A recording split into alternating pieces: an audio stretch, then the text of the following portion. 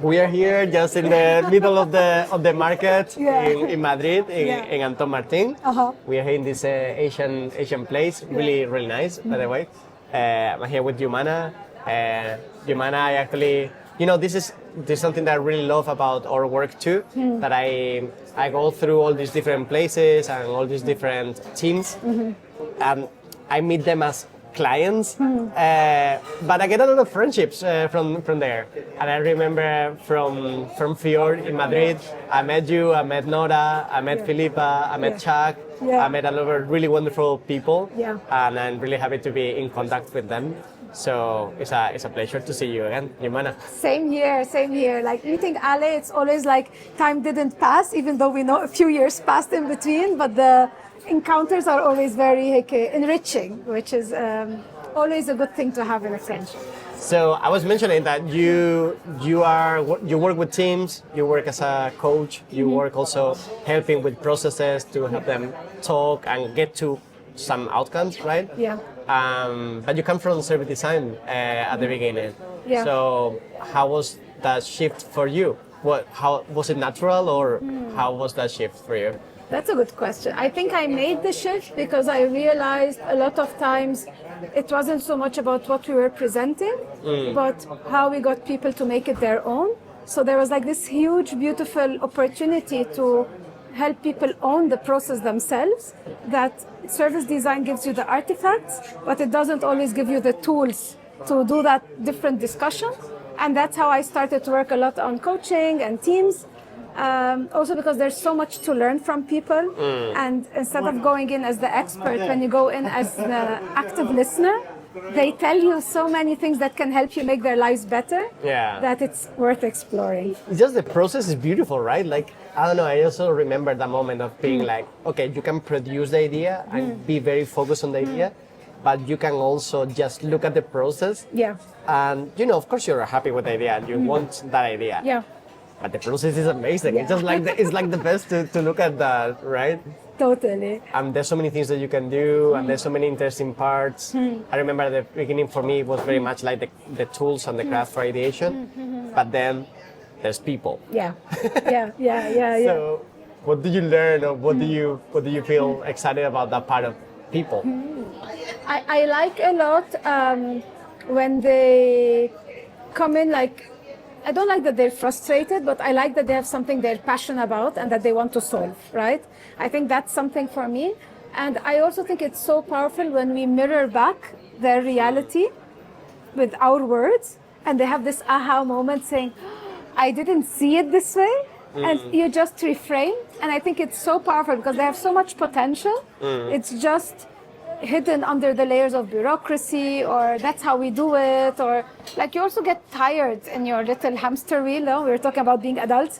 So I think it's so powerful when we come in with fresh eyes and we offer a perspective of generosity, of this is what I hear from you, and then they're able to take this and do something even better and bigger. So it's a lot about, I always say with triggers that it's about bringing joy back to the process. And joy is something that people forget so much when they work. And they replace joy with pressure, and like nothing really can come out beautifully out of pressure. It just can't. No. And it gets an even more horrible word for me, which is duty, like obligation. And then there's no joy, right? There's a to-do list and you check things off. And for me, like it's a lost opportunity to also, like we spend more time at work than with our partners, our family. So if we're not spending quality time together, we don't get another life, right? So we might as well do this one with more joy. So from you, it was the first time that I saw these beautiful hexagons of plastic and colorful. I gotta say that I stole it also from you. I remember it was like a couple of months after that, I went to Mexico to work with a client with the Coco Lab there. And they had like all these 3D printers and they had all these laser cuts. And that's the first time that I made my shapes in these squares. And then they were like, do you want to cut more things? I was like, I would love to have some hexagons. And then I got a couple of them, and they've been with me since then, since that first session that you did for Trigger's team at that time, with Javi, Debbie, and Misa and I, that you came to my apartment in Barcelona to do that coaching session. And then you had the DJing as well. Yes. Yeah, it was good times, huh? Exactly. So, tell me more about these beautiful objects that you do and how you make also materials for what and how does it help you? I was really happy when I saw the way you took them to another place, because like we were talking before about generosity, and I think it's a really important part of creativity. Like you cannot be creative if you're all the time like a little dragon sitting on the gold and saying, no, don't share, don't touch. Doesn't make a lot of sense, no? When I designed those tools, it was for a workshop I did in SDN in New York, and it was all about transitioning leadership. So it was this idea that we don't need to have one leader for the whole project, but each phase we can, as a team of different stakeholders, decide who's the best leader for this part of the project, no? So it was a kind of way to democratize the voices, and so that was kind of the starting point. And because I'm someone who likes to reuse, like I wanted something that it's flexy, so we can write whatever we want, we clean it, they can be reused, repurposed. So that was the starting point. And I recently used them as in part of a game on conflict resolution. And people had to the different colors were different adventures for them to learn on conflict resolution. And I still have them, and so I probably will reuse them in a new way. So it's but it changes everything, right? Like even that tiny single thing, something that is tangible, that is not a POSIT. Of course, Suddenly it's like a plastic thing. Yeah. I mean, I don't want to undersell it, but it's so simple in a extremely simple way that suddenly people are like, oh, and they're excited and they want to touch it. Yes. And they look at the thing instead of look at the maybe all the feelings, the bad feelings that we're having and all that. It changes everything for me. Totally, and like you said, it has to be a bit playful. So the colors, the fact that I think it's really important to stimulate people sensorially. So when you bring something that's not in their common everyday life, you're already inviting them to play and to be open and receptive, right? And so it's kind of like our job to bring in these little stimulus that put them in a open frame of mind, no? So we were reconnecting yesterday in the book presentation I did here in Madrid. We were talking, you were asking about rituals, you were asking all about this, ritual routines, moments, etc. And I know it's very big for you. This is something that you also really like to worship and to craft this thing about rituals. So, I mean, why rituals are important? Why are they for teams? I think rituals, they're important because they have intentionality. And when we do a ritual, like for example, an important retrospective for the team, we're putting time very consciously to sit together and arrive at a certain intention, right? So we want to learn about what went wrong. So the first part is the space to explore.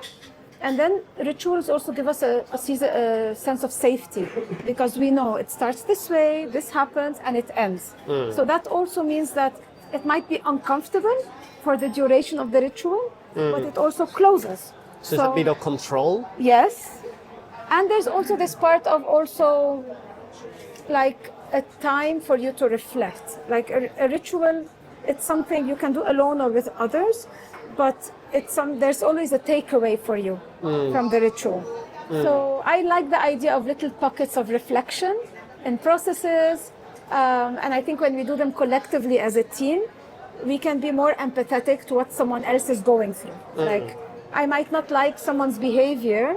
If there's a space for me to reflect, give them good feedback, I can also be more mindful that they're going through something personal and deal with them in a different way than a very clinical, hands-off approach.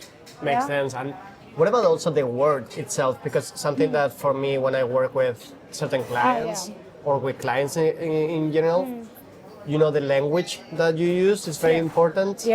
And certain clients are going to be great with, let's do rituals. And others are going to be like, what the hell? No. Rituals? I mean, what do you mean? I'm gonna light up candles? Incense and zing? Yeah, No. exactly. So how do you see people approach into this kind of language, and do you have your own language when you work with teams?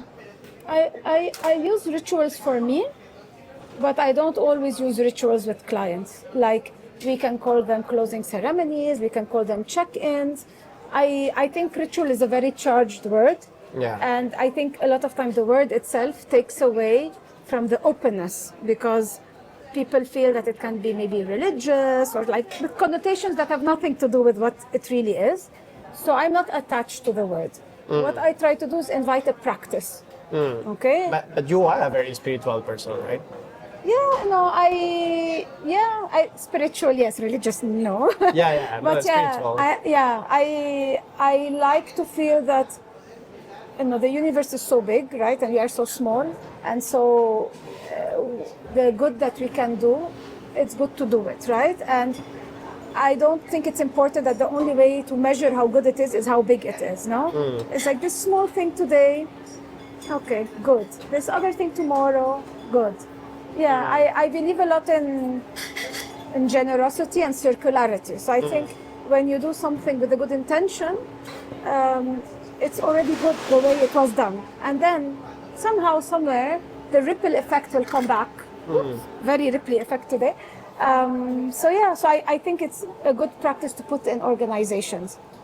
So, I mean, that makes me think a lot about patience. And consistency, rituals is a lot about consistency too, because if not, this is not a ritual. Exactly. It's something that you do, like an anecdote. Yes, right? exactly. And at the same time, I'm also very curious because you have much more experience than I have. We were discussing before on corporate or a bit more corporate places, like Fior, Accenture, Adecco. And in these places, my feeling is that patience and consistency maybe is a challenge. So, how do you deal with that? My God, yeah. Well, I think I like rituals because I'm at heart a very impatient person. So I need to help myself. Are you? Yeah, I'm very impulsive. You hide it very well. Years of practice. Yeah. No, I am someone who's very impulsive. Like, if I'm clear on something, it gets done. There's no procrastination. And a lot of my friends who want to work on something actionable and they've been stuck in the procrastination phase, they call me. And they're like, Joumana, we need to have a coffee. And I know that what they need me to do is help them be accountable and help them take the next step into doing, right? So for me, that's my base energy is there, but I'm also someone who struggles with being patient. So the ritual helps me, it gives me comfort in the sense that I know it will happen, even if it's longer than when I want it to happen, but it will happen. So I can wait for it. But I'm very impatient. But rituals, I think in the corporate world, they put a different rhythm. So, like, for example, there's a ritual to start a project. There's the ritual of closing the project with the dinners. There's the ritual of, okay, we're having this feedback session and it's going to happen. So I know there's going to be space for me to explore this thing with my boss. So I think it's very easy that in corps or organizations, we deprioritize them. We say there's no time for this. What we're actually saying is it's not a priority. No? If I always remove... 100%. No? 100%. And it's also very frustrating, like for me, it happens as a consultant a lot of times that I get, for example, like a conversation with a new potential client, with potential team to work with. Yeah. And you can see, and they can even tell you that they're so desperate for the change and for things to happen. Yeah. But then when you start trying to close the program and how you're gonna do it, they had no time for that. And they're just slow answering or super they drag it and drag it. Yeah. And it's just isn't this a clear sign that you actually need it? Totally. But there's no priority for it. I mean, I understand you need to bring money too, of course. but there's a line of resistance, like Yeah. you know this iceberg metaphor, no? And there's Yeah. the line of resistance, which is when we want to go down, it will resist, no? Yeah. And it's actually really normal because systems, organizations are systems, no? So systems tend to have a status quo. So whenever you disrupt it, you bring someone from outside, there's a merger, the system reacts and tries to re-establish a status quo, but it will not be at the same level, it will be different. But it's super normal that we will have pushback, right? So managing that pushback, it's part of our alignment agreement, right? And that's why like you need to have good allies in this, because you probably won't win over the whole team the first time, but maybe it's the stakeholder one. Maybe someone liked a joke you said in the second meeting, so you have two allies, no? I feel like it's more of us getting more people on board, and resistance is really normal. But for me, when things start happening like postponing meetings, not showing up, not doing the homework, last minute arriving, for me, these are signs of resistance. And sometimes we have to put the elephant on the table and say, okay. The C word, conflict. Yes. Conflict. Yeah. We were talking a lot about conflict yesterday. Yeah. And you know how to deal with, how to face it, how to use it. Yeah. In your experience, any good tips that you can give how to deal with conflict or how to use conflict? I have to say though that I really, really liked the handout you gave us yesterday on the phases and conflict and the different tools to use and what you need to amplify and not. And I think it's super powerful because it's like cheat sheet, no? It's like a little. It is, yeah. No, but it's super clear, and I know how hard it is to distill clarity. So, enhorabuena. I really, really like that piece, and I think it can be a very easy way to open a conversation on conflict. Yeah. And I think sometimes it's hard to admit, but there are some conflicts that can be solved with pressure. Like you put a deadline. We need to solve this in 1 hour. And there are some conflicts that need time. Right? So, and that's where a ritual is good, because it's like, okay, we're going to talk about this in 2 weeks. Any examples of which ones need pressure, which ones need time? Yeah. So, for example, for me, if there's a decision to be made to launch something, pressure works. We have a time to market, we have to give the client this, we need to get paid. These are little conversation starters that remind people that alignment is important, because the goal is shared among all the stakeholders. That's when you can put a time pressure or a budget pressure, like a kind of pressure of saying, okay, this needs to get done because we have something bigger we all want to achieve. So that's when pressure works. When it doesn't work is when there's no alignment, and you mentioned it a lot. If the team tells you there's no conflict, that means they're in phase one, right? So when they're in phase one, where we need to invest is building trust, right? And I always tell them, like, trust is like this tripod, no? And we have to build trust with you. I can not like you, but I can still trust you, no? Because if I trust you, it means you have, I ask you, let's say, can you drive? Can you drive? Yep. Yep. Okay. So honesty is the first part of trust. How can you prove to me that you drive? I have a license here. You have a license, so you have proofs. And how long have you been driving? Not long, like 5 years. 5 years. Okay. So there's like trust, there's sincerity, there's credibility, and then there's facts. So these are the 3 ways for me to build trust with someone that I cannot even like, but I can trust them to do their job. So when you're in phase one, you have to build trust first in order to reach conflict. Because if there's no trust, then it's not going to be tackling the real issues, right? It will be very superficial, right? So I think, and when it's that phase of building, you need to give it time. You cannot assume you're going to trust someone from day one, right? So no, I mean, and of course, like, trust is such a big thing that you need to start from when you build a team. Although I really like the, you know, in my cheat sheet, when I put initially trust, I also took it from, of course, the 5 dysfunctions, you know, and it really changed my mind when I read the definition of trust there, because it says, like, the definition of a team that has trust is a team that can be vulnerable in face, like in front of each other. Yeah. So it's not about me trusting your capabilities. It's about me trusting that you can be vulnerable and that I can be vulnerable in this relationship. Yeah. Because then it really changes everything. Because I could be telling you that I drive, but maybe I'm really afraid to tell you that I don't, or that maybe I haven't been driving for the last few years. Yeah. Because maybe you're gonna judge me. Yeah. But if I'm honest and I can say like, okay, I drive, but I didn't drive for the last 2 years. Yeah. And I feel a bit scared. Yeah. Is that fine? That for me builds more trust than showing the license. No, for sure. But it's what you said. It was because you were honest, right? Yeah. So sometimes people think that the only way to build trust is when someone asks me something to say yes. Yeah.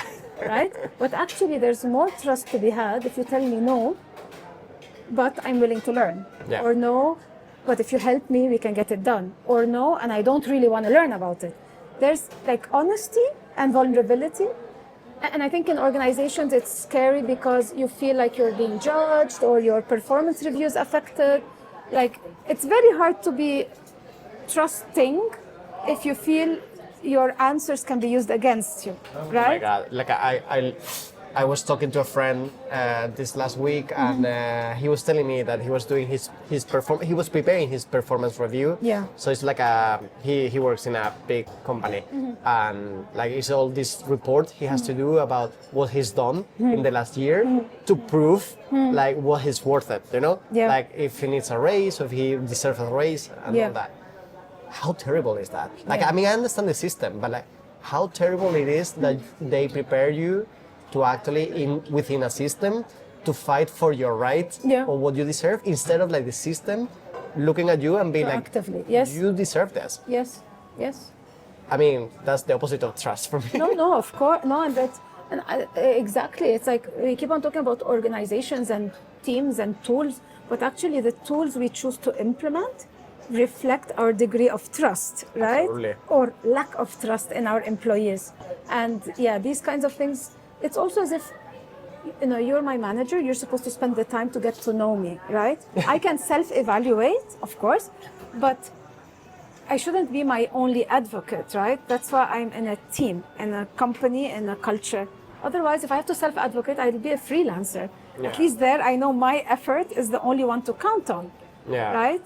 But I think that's also this thing, like flat organizations are very different than hierarchical ones. And I think hierarchical ones trying to be flat, just from a structure point of view and not from a mindset point of view, we see these trust scenarios or lack of trust scenarios very obvious. That's good. I like it. From a structure and not from a mindset. I like that. And yesterday also we were mentioning this thing about the question of, okay, I'm not a manager. I'm not in the position of leading. Yeah. What can I do? Can I bring change anyhow? Can I do something? Yeah, no. And like it's like what we were talking about, for me, this spirituality or not, it's more about this circle of influence. So if I'm a person of one and I have access to 5 people, that's my circle of influence. And it's okay, if I'm a manager and I have 10 people reporting to me, my circle of influence is bigger. But that doesn't mean that just because I am one, I have no influence, right? And influence, it's not my title, it's not my power, it's not my rank, it's not my authority. It's how willing are people to be open to what I have to share.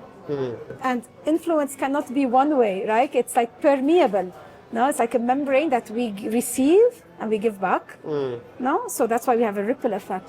So I think for me, it's taking away your power when you say, just because I don't have the title, I cannot influence in my company. That said, you need to be mindful of what is your scale of influence.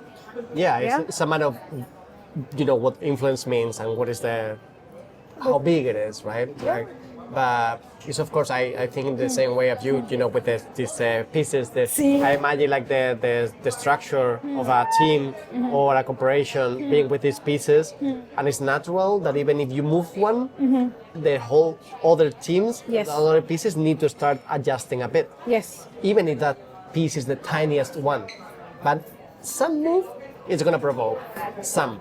Totally. And the thing is about like seeing how that moves, how that movement continues, right? Yeah, and I think we underestimate sometimes how a nice word can change someone's day, how sharing a deck on time can make someone's life easier. Like, we think that change has to be this huge thing, that if we don't manage it on a scale of 1 to 10, it's not a good change. But actually, change can also be incremental. No, incremental change, I think it's very undervalued. You've been patient again. Ah, you see. You've been really patient. No, but I think it's also good. I mean, it's a good balance. I had a few role models when I started like learning on facilitation first, then on a bit of coaching, consulting. I don't know how to call it. Yeah. Sometimes, but I saw some people that I perceive them as they don't have any eagerness to just like move or to create that movement. It's more about like what is important is what we are doing, and I agree, of course, but at the same time, for me, I feel a bit like you. Like it needs to be like a bit patient, but we're looking for outcome. Yeah. Like I don't go to a place and be like, no, it's fine. We're doing this process. We just need to focus on the process and see where it takes us. No. I'm a bit more like, no, come on. We're doing this process in order to get somewhere. Yeah. And if you don't see results, even like a tiny bit at least, Yeah.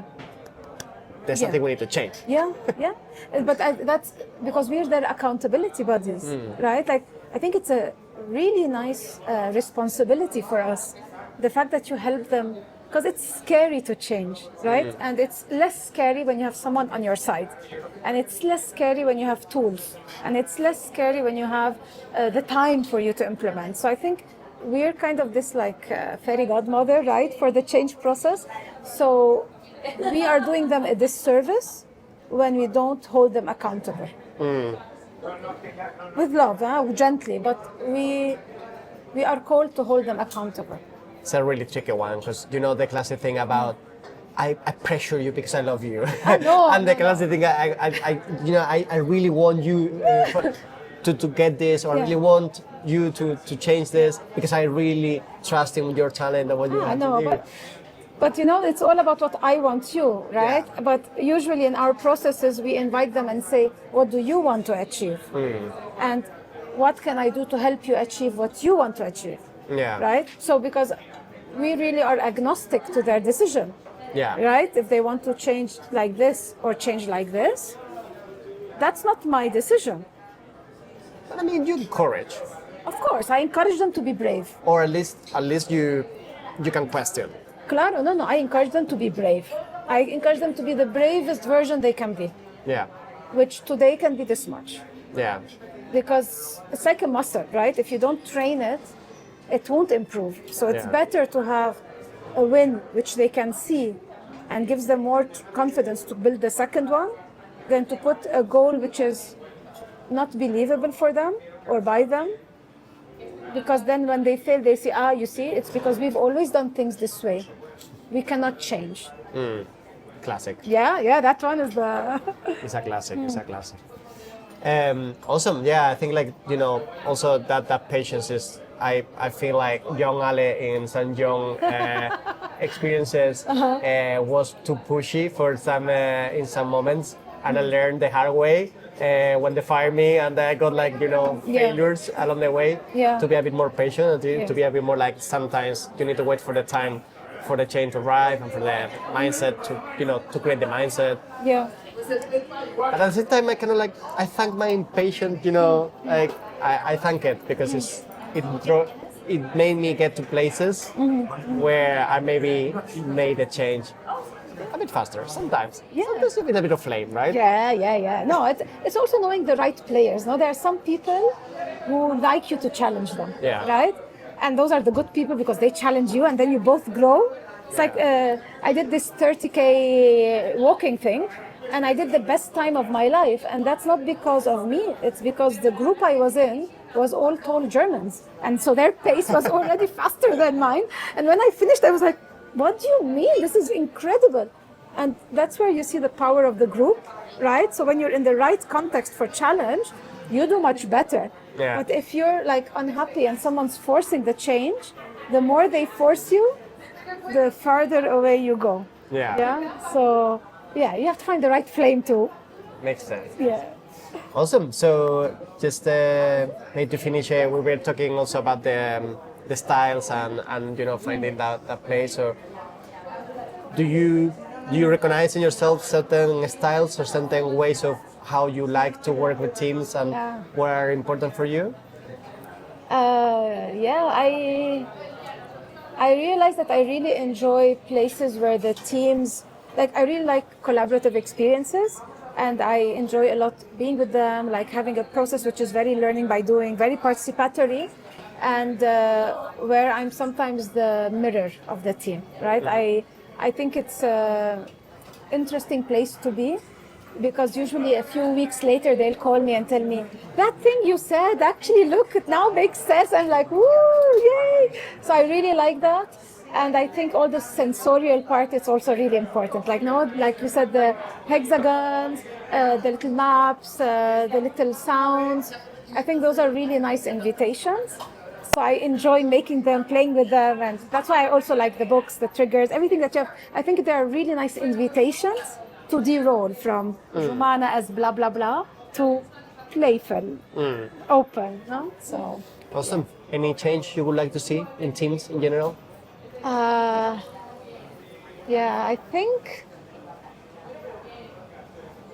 think I'd like to see more respect in teams. I think we have a lot of things we need to do, but I don't see so much respect for people's individual goals or timings of their lives. No, it's like we're supposed to reach whatever it is despite what's going on with us. So I'd like to see more respect or acknowledgement, maybe acknowledgement is a better word, of what people are going through individually, and acknowledge that impacts the team. Beautiful. Yeah. Thank you. Well, for that, I show you my respect. You've been inspiring me for many times since I met you. So thank you very much for that, and it's a pleasure to reconnect and always to exchange some ideas with you. And thank you for today. It was a breath of fresh air and a beautiful reminder of why we need to follow our passion. So thank you for that. Yeah. Thank you. Hi, Ether.